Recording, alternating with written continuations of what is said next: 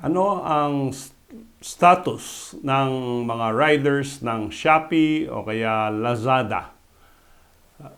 Merong recent case ng ating Korte Suprema. Ito yung Ditlangkin versus Lazada Enterprises. No? At ito ay sinabi dito na there exists an employer-employee relationship between Lazada at yung kanilang riders na nag-file ng illegal dismissal case against itong economic giant nga na Lazada. Ito yung ating e-commerce platform, di ba?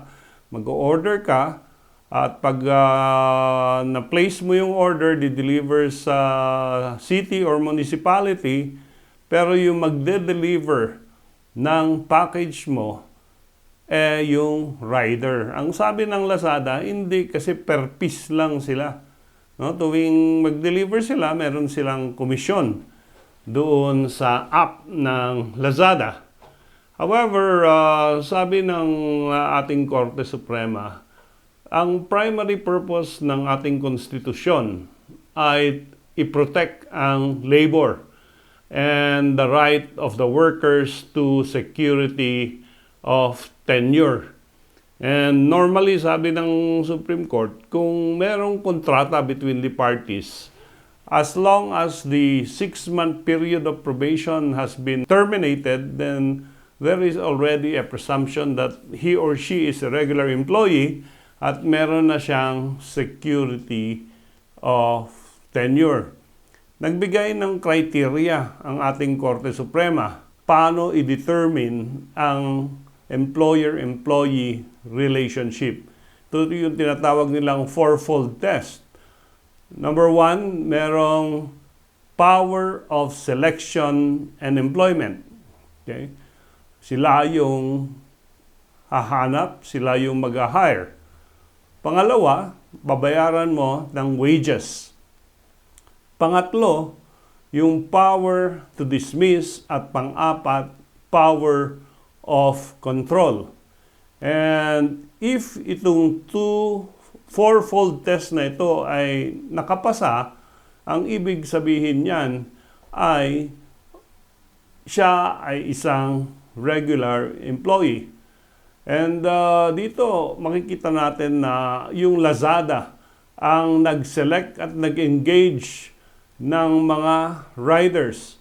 It does not matter kung sila ang may-ari ng motorsiklo o yung rider ang may-ari ng motorsiklo.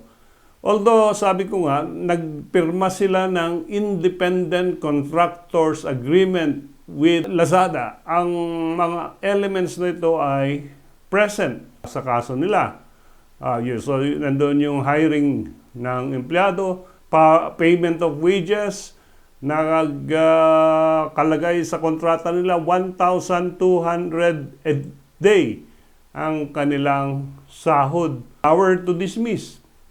Pag hindi nag-perform, nasa Lazada yung right to dismiss, yung power to dismiss. And of course, yung power of control. Yung control method na sinasabi. How do the riders perform their work? Saan pupunta yung rider? Ano yung rota na dadaanan nila?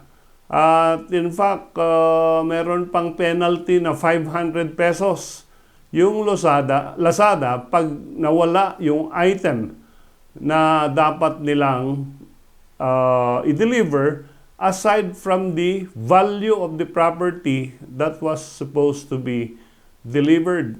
Nagkakaroon din sila ng reportorial requirements na sinasabing mag-submit sila ng trip ticket and incident reports. And of course, these are the other elements na nandun sa sitwasyon nila. Kaya ang sabi ng Korte Suprema, control mo naman yung mga empleyado na yan. And because of this, precedent ito, yung riders natin are now considered as regular employees.